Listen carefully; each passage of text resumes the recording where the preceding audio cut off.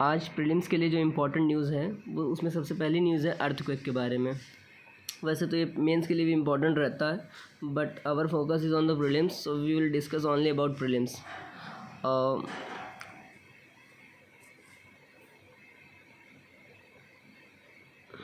So this was the news. तो इसमें prelims के लिए क्या इम्पोर्टेंट जानकारी चाहिए अपन को। सबसे पहले अपन को ये पता होना चाहिए कि जो अर्थक्वेक होता है, अर्थक्वेक एनर्जी कहाँ रिलीज़ करता है। तो अर्थक्वेक एनर्जी रिलीज़ करता है लिथोस्फीयर में, ठीक है। उसके बाद अर्थक्वेक जब आता है तो क्या क्या चीज़ें और चीज़ें हो सकती हैं, है ना। तो अर्थक्वेक जब आता है तो आप लैंडस्लाइड हो जाते हैं, सुनामी भी आ जाती है। सॉइल लिक्विफेक्शन एक प्रोसेस होता है ज्योग्राफी में, तो वो भी हो सकता है। यानी कि there are multiple things that can happen. Important ये है कि जब सुनामी आती है तो उसके लिए होता क्या है, एक कंडीशंस होती है कि जो एपी सेंटर होता है ना अर्थक्वेक का, वो समुद्र के आसपास होना चाहिए, समुद्र में होना चाहिए, यानी कि विद इन द वाटर्स होना चाहिए, ठीक है ना। तो एक ये बात हो गई। उसके बाद क्या है, an earthquake's point of initial rupture is called hypocentre. देखो दो चीज़ें होती हैं, एक होता है हाइपोसेंटर, एक होता है एपी सेंटर। अक्सर लोग कंफ्यूज हो जाते हैं इसमें। तो इसमें मेरा तरीका ये है कि एक चीज़ याद रखो, दूसरी चीज़ को याद मत रखो। हाइपोसेंटर अगर याद रखे हो तो सिर्फ हाइपोसेंटर याद करो, अच्छा कोई नहीं। हाइपोसेंटर, लेकिन फिर भी अगर मान लो भूल जाते हो तो ऐसे याद रख सकते हो कि जैसे आप कभी केमिस्ट्री में पढ़ते थे ना, तो हाइपो करके एक वर्ड इस्तेमाल होता था, तमाम सारे सल्फ़र के कंपाउंड्स बनते थे। तो जिसकी वैलेंसी लो होती थी ना उसको अपन हाइपो बोलते थे, हाइपो कंपाउंड्स, है ना, जिसमें चार्ज कम होता था। तो जो हाइपो सेंटर होता है ना, वो अर्थ के अंदर होता है, समझ रहे हैं आप। वो ज़्यादा डिस्टेंस ट्रैवल नहीं किया होता है। और जो हाई एपी सेंटर होता है वो काफ़ी डिस्टेंस ट्रैवल करके, जो एनर्जी होती है ना, काफ़ी डिस्टेंस ट्रैवल कर चुकी होती है उसकी, यानी कि उसका जो चार्ज होता है वो डिस्टेंस के रूप में देखेंगे तो बढ़ जाएगा। मतलब ये एक तरीका ऐसे सोच रहा था मैं। बाकी याद रखने का तरीका ये है कि एक याद रखो, ठीक है। हाइपो सेंटर अंदर रहता है और एपी सेंटर ऊपर रहता है, ठीक है।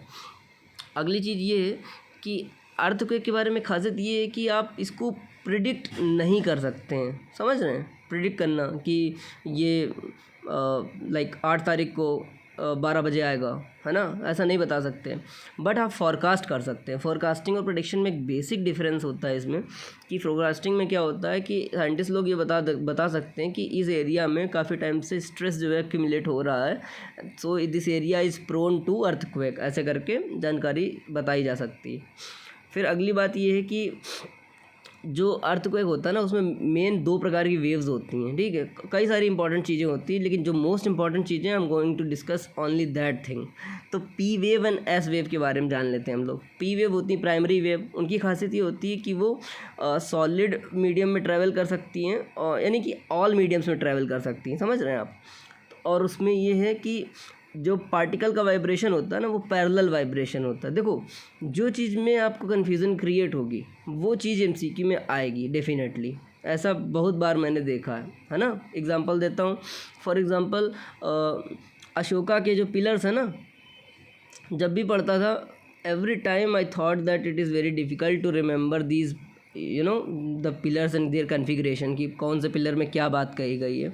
तो जो चीज़ डिफ़िकल्टी होती है एग्जामिनर उस पर क्वेश्चन बनाता है, और उसी को क्वेश्चन आ गया। जब क्वेश्चन आ गया तो then I was not very sure about that question, so I left that question. तो ठीक है, कोई बात नहीं। पी जो प्राइमरी वेव होती है वो सभी मीडियम्स में ट्रैवल कर सकती है। जो सेकेंडरी वेव होती है वो सॉलिड मीडियम में ट्रैवल करती है। Then there is another concept called shadow zone. देखो शैडो जोन क्या होता है। शैडो जोन वो एरिया होता है जहाँ पे P wave and S wave, कोई भी वेव आपको ना मिले, है ना, where there is no wave that you see. तो शैडो जोन होता क्या है बेसिकली, 105 डिग्री से 145 डिग्री के बीच का जो एरिया होता है वो शैडो जोन कहा जाता है। खासियत ये है कि जो 105 डिग्री वाला एरिया है ना, 0 से 105, इसमें प्राइमरी एंड सेकेंडरी वेव दोनों ट्रैवल करती हैं। लेकिन beyond 145 degree only primary wave travels, ठीक है। तो ये वाला कॉन्सेप्ट भी कवर हो गया। उसके बाद इसमें इंपॉर्टेंट ये रहता है कि 2 प्रकार की स्केल्स यूज़ की जाती हैं। पहली रिक्टर स्केल। रिक्टर स्केल का मतलब क्या होता है, बेसिकली अपन मैग्नीट्यूड पता लगाते हैं इससे, ठीक है। मैग्नीट्यूड शोज़ एनर्जी रिलीज़, अगर एनर्जी रिलीज़ की बात करते हैं तो रिक्टर स्केल इस्तेमाल करते हैं। Mercalli scale basically modified Mercalli scale, उसका इस्तेमाल करते हैं इंटेंसिटी पता लगाने के लिए, ठीक है। मर्केली स्केल का जो रेंज होता है 1 से लेकर 12 के बीच में होता है। तो ये इंपॉर्टेंट चीज़ है अर्थक्वेक से रिलेटेड जानकारी जो चाहिए, ठीक है ना। और भी काफ़ी चीज़ें अगर पढ़ सकते तो अलग से पढ़िए कि इसका जो प्लेट वाला डायग्राम दिया गया है ना ज्योग्राफी की बुक में, एक बार उसको भी देखिए, ठीक है। ये जो दूसरी इंपॉर्टेंट न्यूज़ निकल कर आई है मेरे हिसाब से, देखो मैं वो चीज़ें पिक करने की कोशिश करता हूँ जो नहीं पूछी गई हैं and the news has potential to be asked, वो चीज़ें पिक करने की कोशिश करता हूँ, ठीक है। तो जो ये डिफरेंट टाइप के एग्रीमेंट जो हैं तमाम सारे हम लोगों ने किए हैं, है ना। जैसे एप्टा किया है, सीका किया है, सीपा किया है ना, एक्टा किया है। तो ये जो एग्रीमेंट है, पहला एक डायरेक्ट क्वेश्चन हो सकता है कि कौन सा एग्रीमेंट किसके बीच में किया गया है। ऐसे क्वेश्चन बेसिकली नॉर्मल एग्जाम से पूछे जाते हैं, बट मुझे लगता है UPSC should ask about what is the difference between cepa, caeca, FTA, ऐसे करके इन चीज़ों में डिफरेंस पूछना चाहिए मेरे हिसाब से, ठीक है। तो हम लोग देखेंगे कि देखो कनाडा से जो हम लोगों ने साइन किया है वो एप्टा किया है, ठीक है। एप्टा मतलब अर्ली प्रोग्रेस ट्रेड एग्रीमेंट, ठीक है। और देखते हैं हम लोगों ने क्या क्या किया है। Growing strategy convergence interest of UK UA, okay, ठीक है। तो देखो हम लोगों ने क्या किया है, ऑस्ट्रेलिया के साथ हम लोगों ने किया है एक्टा, यूएई के साथ हम लोगों ने किया है सीपा। तो ये इंपॉर्टेंट एग्रीमेंट्स हैं जो हम लोगों ने जो है किए हैं, ठीक है। अब हम लोगों को पता क्या होना चाहिए, difference between cepa and caeca, ठीक है।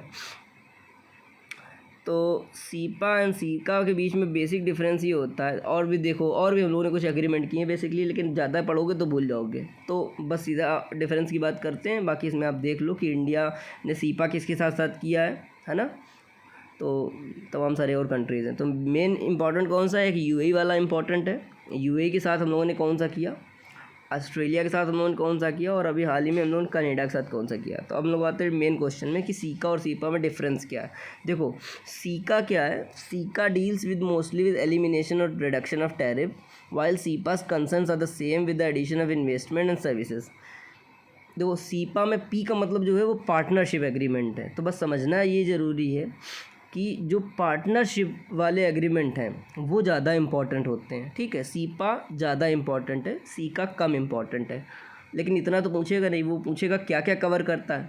तो जो सीपा है ना, cepa deals with investment and services both, है ना, कि इन्वेस्टमेंट कितना करेंगे और कौन कौन सर्विसेज अलाउ कर रहे हैं, ठीक है। बाकी सीका क्या है, सीका ये करता है कि कुछ पर्टिकुलर प्रोडक्ट्स रहेंगे उनमें टैरिफ लो कर देगा। फॉर एग्जांपल अगर 200% स्टील, अभी देखो अभी एक नई न्यूज़ आई है कि यूएसए ने 200% स्टील पे टैरिफ लगा दिया है अगर वो स्टील रशिया से होकर आ रही है, ठीक है। तो अगर उसके टैरिफ में थोड़ा सा रिडक्शन करते हैं और दिस हैपन्स पोस्ट एग्रीमेंट, तो वो जो एग्रीमेंट होता है वो सीका होता है, ठीक है। The benefits of free trade agreement principle of political economic tax, ठीक है, जो भी है रिकार्डो का वो दिया हुआ है। तो सीका और सीपा में बेसिक डिफरेंस क्या है, जो सीपा है the deals with the investment and services, जबकि जो सीका है ना वो सिर्फ रिडक्शन की बात करता है टैरिफ्स में, ठीक है, वो कॉम्प्रिहेंसिव नहीं होता है। ये बेसिक डिफरेंस है। एक और इम्पॉर्टेंट न्यूज़ ये है कि जब हम लोगों ने क्या किया हुआ है, अपना LCA बनाया हुआ है, ठीक है, लाइट कॉम्बैट एयरक्राफ्ट। तो LCA बनाया हुआ है, लेकिन नेवी ने इससे पहले क्या कहा था पता है, नेवी ने ये कहा था कि हमको एक ऐसा मतलब एयरक्राफ्ट चाहिए जो एयरक्राफ्ट के ऊपर, जो हमारा INS विक्रमादित्य बन गया है, INS बन गया है इंडिजीनियस एयरक्राफ्ट, तो उसके ऊपर भी जो है लैंड कर सके। तो उसके लिए इन्होंने एक रिक्वायरमेंट प्रेजेंट करी थी। वो रिक्वायरमेंट ये थी कि it needs a twin engine aircraft for the carrier, है ना। तो अभी जो लेटेस्ट डिमॉन्स्ट्रेशन हुआ है कि LCA ने लैंड किया हुआ है अपने नया जो बना हुआ है INS विक्रांत नाम है नए वाले का, ना, medal landing on the boards of INS Vikrant, okay. Confusion हो जाती है विक्रमादित्य तो विक्रांत में, कोई बात नहीं। तो जो विक्रांत है उसमें नया जो जब ये लैंड किया तो इसको काफ़ी बोला जा रहा है कि it is it makes medal landing on the indigenous aircraft. काफ़ी जो इसकी सराहना की जा रही, सराहना इसलिए की जा रही क्योंकि नेवी ने पहले कहा था कि अपन को ना एक ऐसा एयरक्राफ्ट चाहिए जिसमें ट्विन इंजन एयरक्राफ्ट हो, ठीक है, इंडिजिनियसली मेड होना चाहिए वो। तो मैंने इस न्यूज़ को इसलिए पिक किया है क्योंकि जब मैंने अभी हाल ही में एक CAPF का एग्ज़ाम दिया था, ठीक है, उसमें उसने पूछा हुआ था और ये जो थीम है ये पूछी भी नहीं गई काफ़ी टाइम से। So I think this theme deserves to be known. तो इसमें ज़रूरी ये है कि जो हमारा LCA है ना, LCA सिंगल इंजन एयरक्राफ्ट है, पहली जानकारी। दूसरी जानकारी, जो नॉर्मल अपन और कौन कौन से एयरक्राफ्ट के नाम सुनते हैं, मिग का नाम सुनते हैं। मिग जो है ट्विन इंजन एयरक्राफ्ट है। Then we hear about F-15, then we hear about Rafale. ये जो जितने भी बड़े बड़े नाम हैं वो ट्विन इंजन है, बस याद रखना ये है। और जो LCA है वो सिंगल इंजन है, जैसे डॉर्नियर हो गया, ठीक है। डॉर्नियर पुराना था, Dornier is a twin engine gifted by India. अभी डॉर्नियर गिफ्ट किया था हम लोगों ने म्यांमार को शायद, ठीक है, और ये जर्मनी से लिया गया है। देन मिराज जो है, अब बाकी और चीज़ें हो जाएंगी, बाकी याद नहीं हो पाएगा। बेसिकली बस इतना याद रखो कि जो LCA है वो सिंगल इंजन का है। बाकी उसके अलावा जितने बड़े बड़े और आप नाम सुनते हैं, जैसे कि सुखोई, मिग हो गया, रफ़ाल हो गया, है ना, तो ये ट्विन इंजन है। लेकिन ये जो ALH है, एडवांस्ड लाइट हेलीकॉप्टर, ये जो हेलीकॉप्टर हम लोगों ने बनाया है ये है twin engine.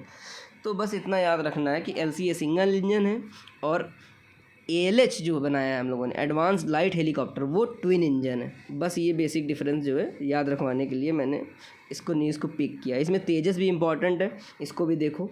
It is a single engine supersonic indigenous light combat aircraft. तो सिंगल इंजन है, सुपरसोनिक है, ठीक है।